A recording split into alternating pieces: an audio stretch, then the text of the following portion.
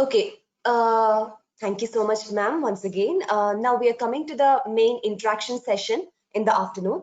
We have 6 keynote speakers and further introductions from the rest of the alumni. So the first keynote speaker of the afternoon session is Chandan MC. He's from batch 2015, and I request my dear friend Arnab Chowdhury to play his introduction video. Arnab? Yes. Yeah. Starting.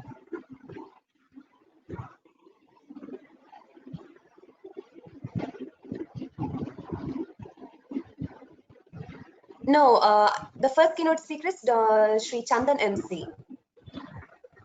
Yeah, I'm starting. Okay. Okay. Our first keynote speaker for the day is Sri Chandan MC. He has done his BTech in Civil Engineering from the National Institute of Engineering, Mysore, Karnataka.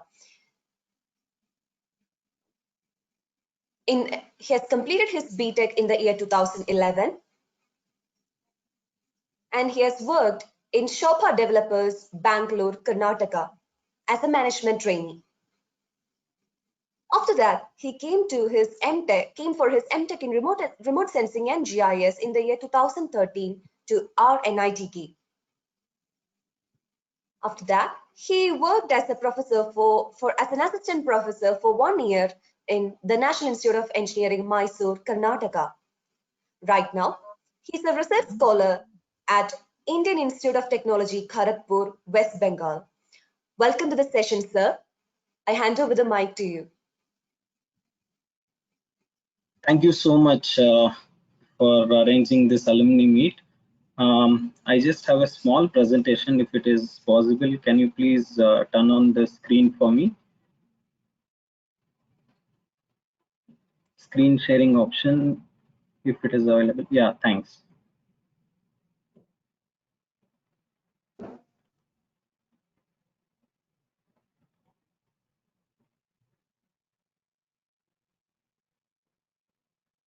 I hope you can all see the screen.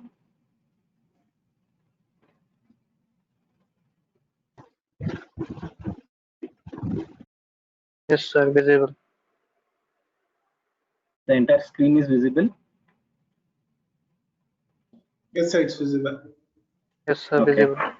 Okay. Guru Brahma, Guru Vishnu, Guru Devo Maheshwara, Guru Sakshat Parabrahma, Tasmai Shri Gurave Namaha. I would like to thank all my gurus, especially my MTech gurus, everybody. So I thank you very much. Wherever I'm sitting today is because of you.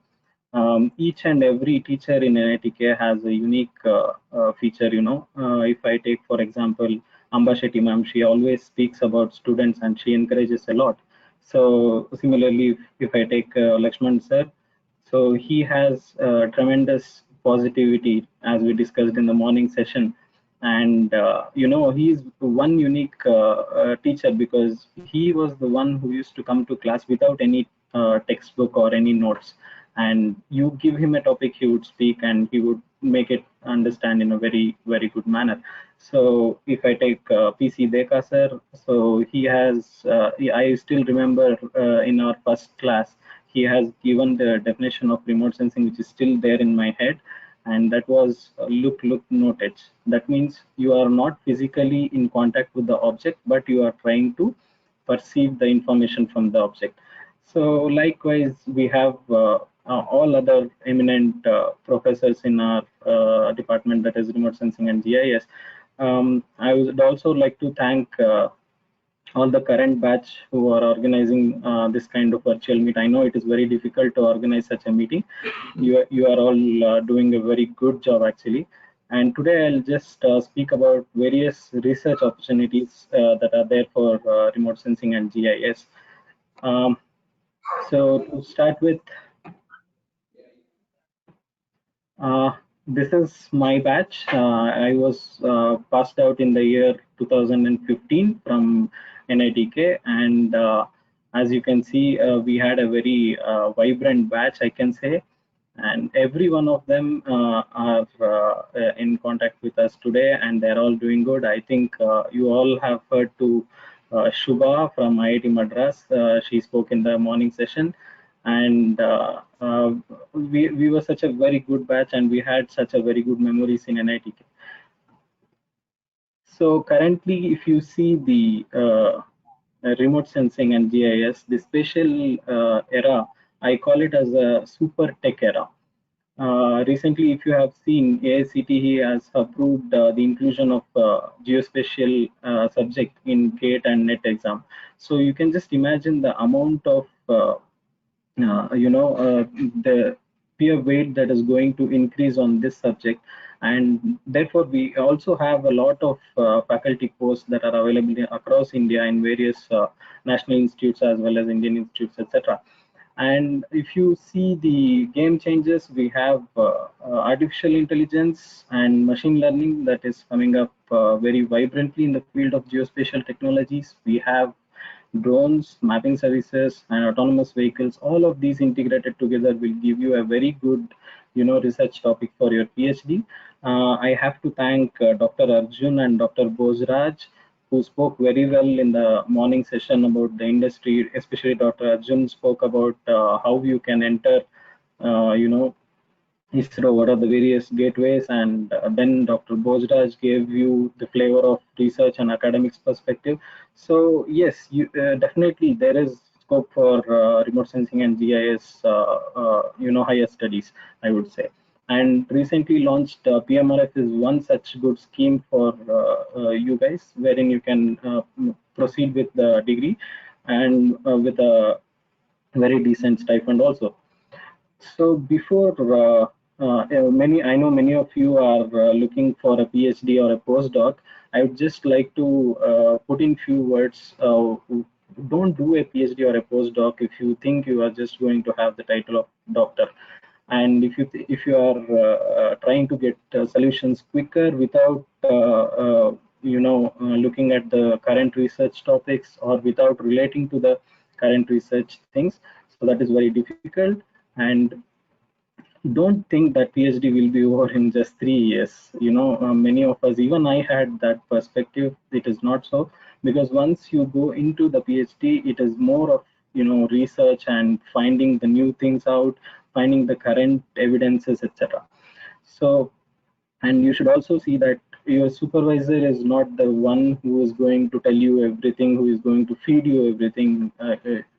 Please don't expect that. You have to do a lot of things on your own. When you do a lot of things on your own, that is where you get a hold of the subject. And finally, if you think PhD is a very good break in your career, please don't think like that.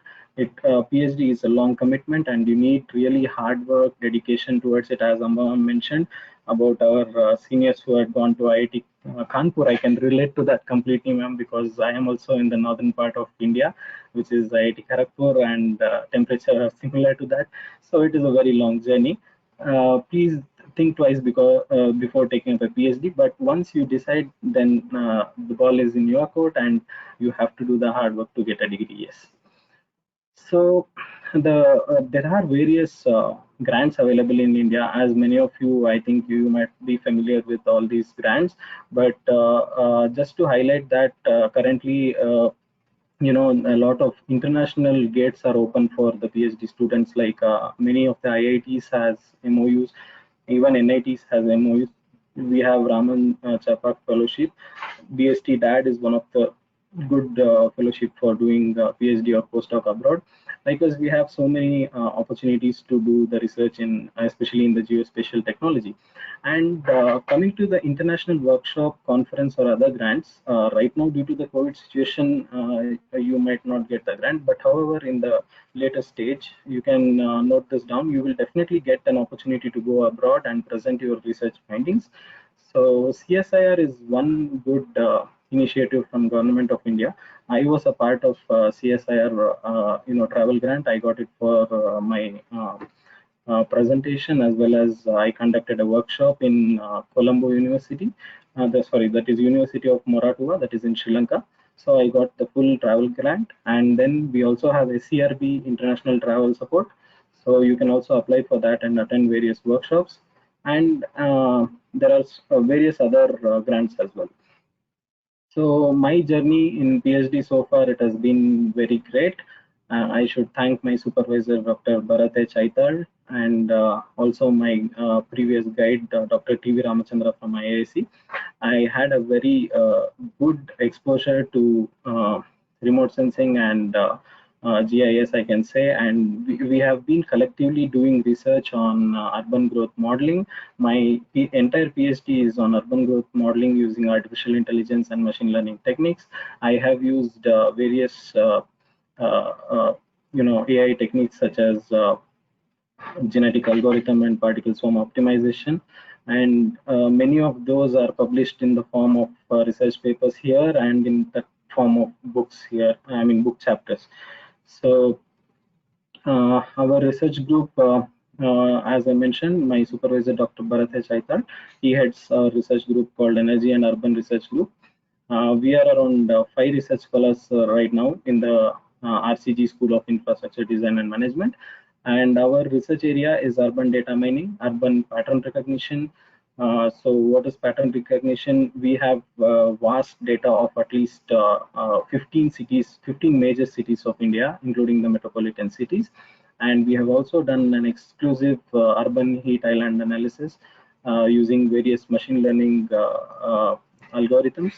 And currently we also have Hexacop drone to get the UAV imagery. We are also planning to extend it to the LiDAR sensors as well as other sensors.